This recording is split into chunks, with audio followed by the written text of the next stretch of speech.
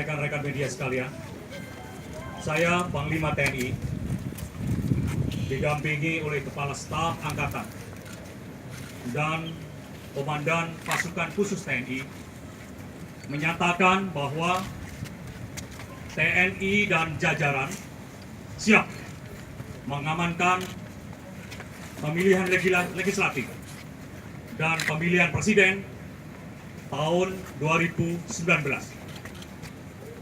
Dan kami menekankan bahwa politik TNI adalah politik negara.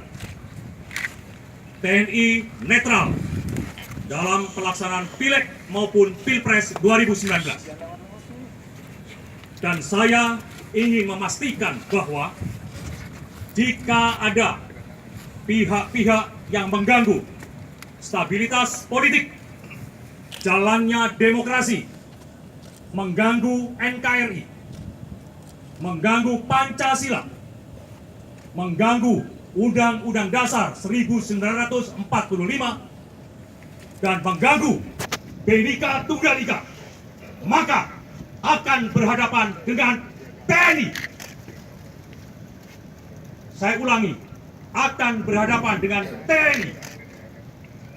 Ingat, TNI adalah bentengnya NKRI. NKRI hadir. Terima kasih. Itu pernyataan dari saya. Mudah-mudahan seluruh bangsa Indonesia juga bisa mengerti apa yang disampaikan oleh seluruh prajurit TNI. Terima kasih.